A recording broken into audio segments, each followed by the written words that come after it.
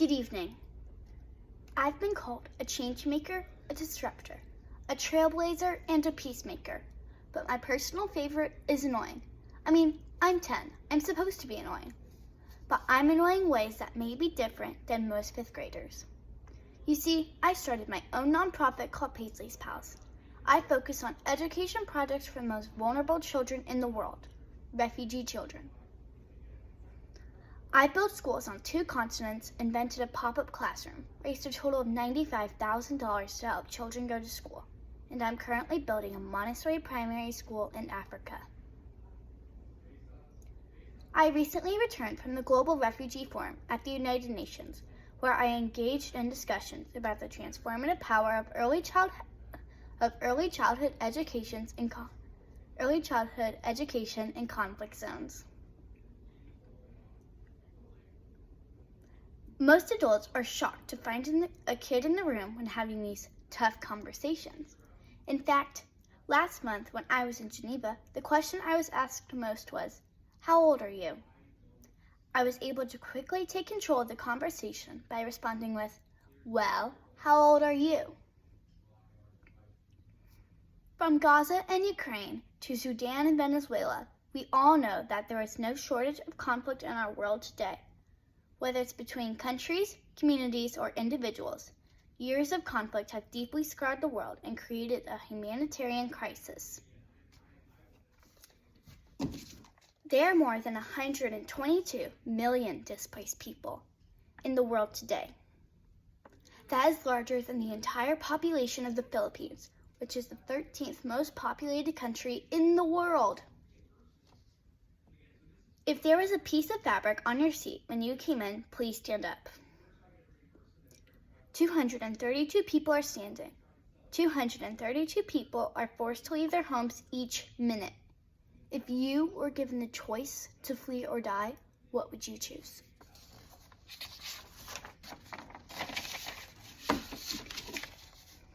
Each piece of fabric handed out was cut from a life jacket, like those used to reach safety while crossing the Mediterranean Sea. As I will share with you later, during one of my first going out experiences, I visited a life jacket graveyard where hundreds of thousands of life jackets were piled high. Each life jacket represents a person in search of safety. Life jackets are a symbol of mass migration and the refugee crisis. Those of you who are standing may be seated.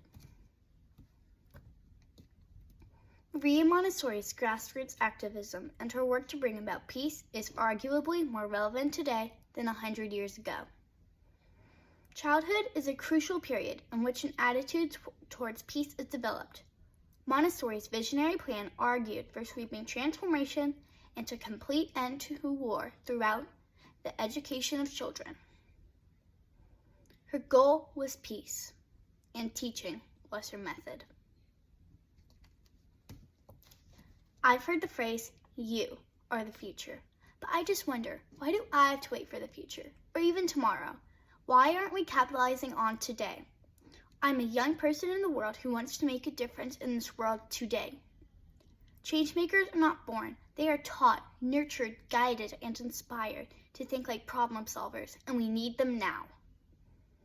Maria Montessori believed each generation of children brings renewed hope for a more peaceful world, and I couldn't agree more. I am obsessed with my generation and our potential. What if I told you that it takes less than 3 minutes to spark change in the world? Most people tend to put "what if" and "change" in the same sentence, almost as if they were a dream, like a possibility too far to reach. Let me tell you something that y'all definitely already know. We love to ask "what if" or "why not?" In fact, "what if" is really the beginning of my story. After hearing a Bible story in preschool one day, I went home with questions. Why are they refugees? Where are they fleeing from? What if their story was my story? Why isn't anyone doing anything to help them? What if I could help them? That evening, I went into my mom's room after I gathered up every single stuffed animal I owned, and I proudly declared I was giving all of them to my refugee friends. At 4 years old, I was scared of thunderstorms, and stuffed animals made me feel safe and secure. I assumed stuffed animals would help my refugee friends feel safe. So let me try that again. So I started collecting them. I put up a donation box at my school and kicked off my first campaign. A few weeks later, I had gathered over 200 stuffed animals and sent them off to the children playing war-torn Syria.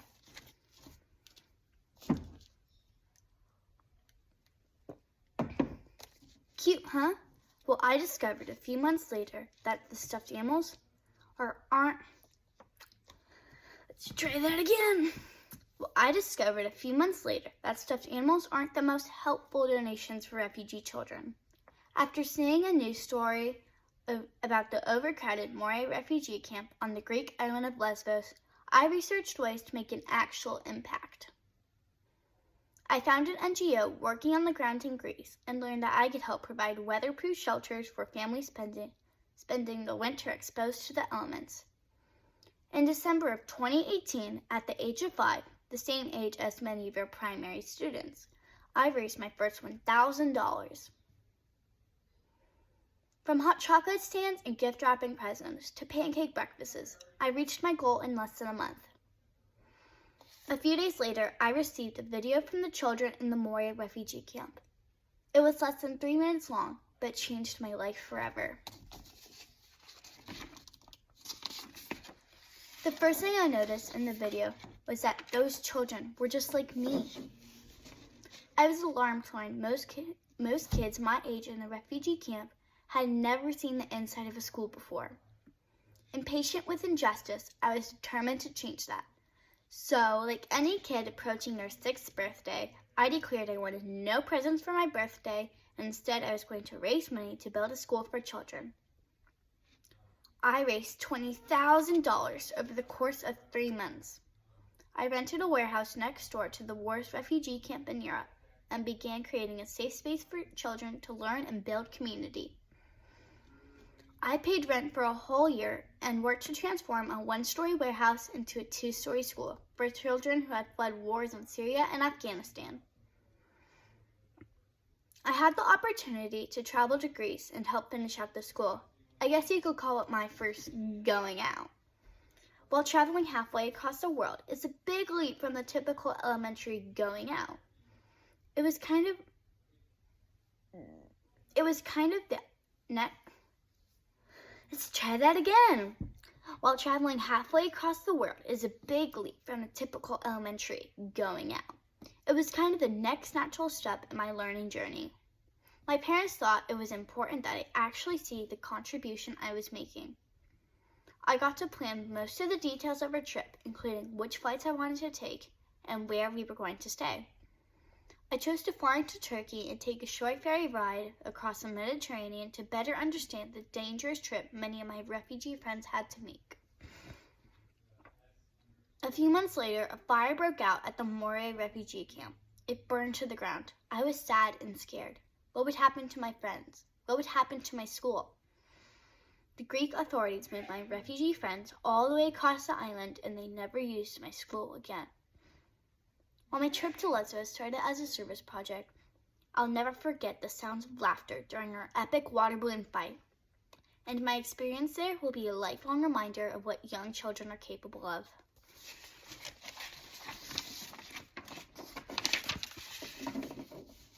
After the fire in Lesbos, I decided I wanted to make a classroom that could go anywhere. I wanted to create a mobile classroom that could move with refugee children. I began researching pop-up classrooms. With the bold ask only a child could pull off, I emailed a small Italian company I found on Pinterest and asked if they wanted to help me create a mobile classroom for refugee children. Less than 3 days later, I received an enthusiastic yes from my new friends at Totem Italia, and we began our quest to create a flexible, transformative classroom for children. What began as a 6-year-old's imaginative dream turned into this. A flat-pack classroom that can be deployed in minutes. With pieces that click and lock together, the Shine Box is created to let children take charge of the classroom design. The child-sized furniture is easy to transport and encourages movement, collaboration, and inclusion. The individual stations can be used as a work surface or seat and combined to create a collaborative space. Its slightly curved shape is ergonomic. Let's try that again. Its slightly curved shape is ergonomic and creates a small, cozy space that, when combined, creates a circle. After a bulky first prototype that got stuck in the London Heathrow Airport, this version is small enough to fit in the overhead compartment of an airplane, and 2 shine boxes can create a fully functional learning space for 25 children. Just a few weeks after my 8th birthday, the pop-up classroom was ready to deploy. Through research, I learned that Uganda is home to 1.4 million refugees and has the most empowering refugee laws out of any country in the world, and it was the perfect place to pilot my project. I spent months with learning about refugee camps in Uganda, and I became good friends with a refugee-led initiative in the Rwanda refugee settlement. Basically the hardest to reach refugee camp I could find. Armed with 10 pop-up classrooms, my family followed me to Uganda to launch my pilot project.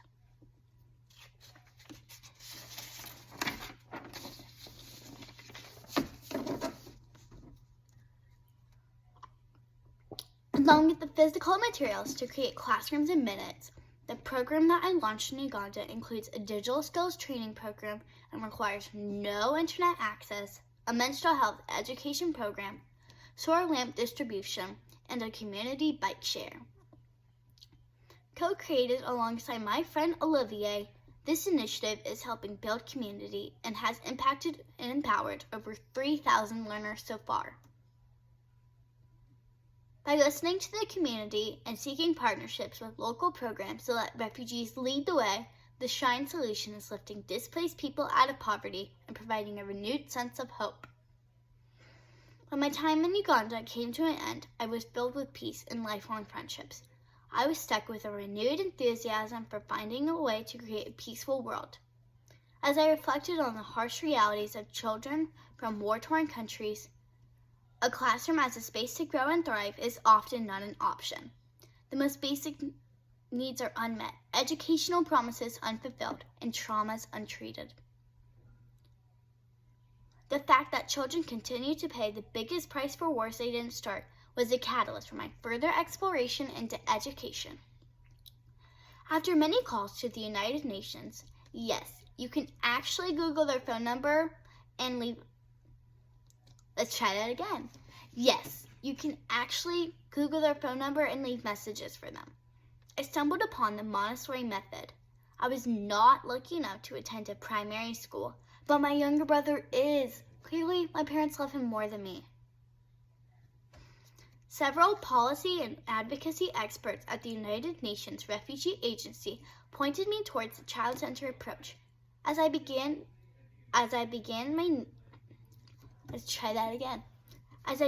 to understand the need for social, emotional, and moral support for refugee children.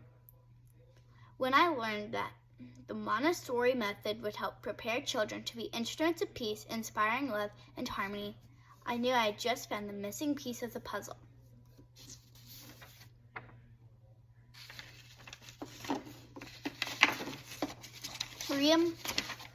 Maria Montessori believed that the first step towards a fair society begins in the classroom. In the book, The Best Weapon for Peace, I learned that Dr. Montessori believed she could help children overcome trauma because of the soothing effects of some of the activities and the stimulating class materials that awaken the senses. She thought that she could restore peace and help heal the child. Illuminated by imagination and enthusiasm, I began imagining a school specifically designed for children affected by war. Peace won't happen by accident. We have to learn to be peaceful. Last January, we broke ground on Peacemaker Preschool, a Montessori-inspired preschool in Uganda. It's a school for children who have had to flee their homes because peace was nowhere to be found. Focusing on holistic development and good health and hygiene, Peacemaker Preschool is teaching children the quiet strength of compassion and guiding them to be at peace with themselves and the environment. Funded by over 80 lemonade stands, we have 3 classrooms built so far and just over 60 children enrolled. It is amazing to hear the sound of silence from 60 children learning to meditate and play the silence game. It seems that there is no limit to the possibilities for a meaningful education in a Montessori classroom. Inspired by the resilience of children in conflict zones, I am proud to share that Peacemaker Preschool is refugee-owned and refugee-led. Run by my best friend and business partner, Olivier, Peacemaker Preschool is building for the future, focusing on self-resilience and creating a culture of peace. I am inspired by the impact that these Montessori children will have on their community.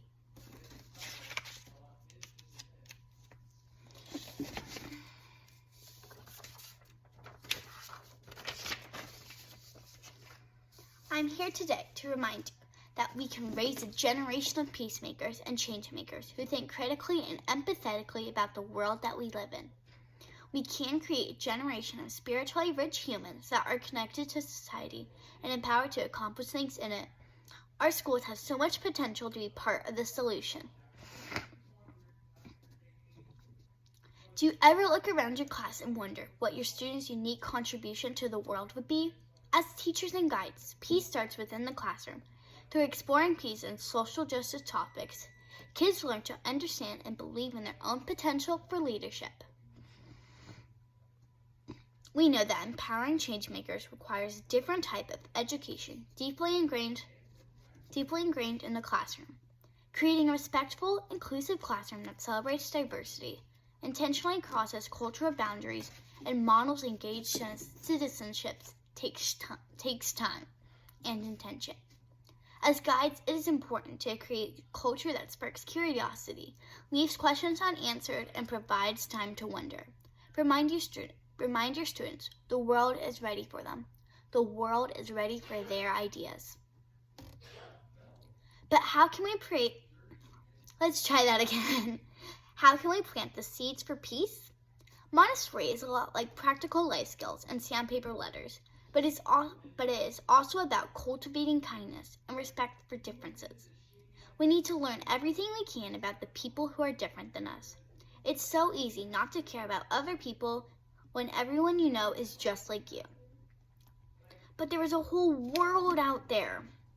Touch on issues of social justice, inequality, poverty, sustainability, and racism. Talk about the hard stuff. I know it's tempting to try and protect your children by sheltering us from the evils of the world, but that is the last thing that we should be doing. If we aim to raise empathetic children who recognize their own power to make a difference in this world. How can you support young peacemakers? A purpose-driven education is what fuels the type of global citizens our world needs. Helping children find their place and purpose within the world can start with the smallest spark. That can be ensuring access to books with a diverse cast of characters, learning about other religions or cultural celebrations, or fundraising for a cause your children are passionate about. Student engagement in social, political, racial, and global problems provides the best hands-on learning experiences. Remember, no one, I mean no one, is too young or too small to change the world. You don't have to wait until your children reach a certain age or ability level. Begin raising and guiding world changers right now. Like Dr. Montessori, I am calling for the end of war and violence in a unique way from the ground up. While I never set off to chart a new course for humanity through education, it's apparent that we need to foster the spirit of empathy and highlight children's innate capacity for good. Children need to be respected as builders of humanity. As my friend Erica Moretti wrote, Montessori's cry, more than 100 years ago, remains unheard. Can we risk ignoring it any longer?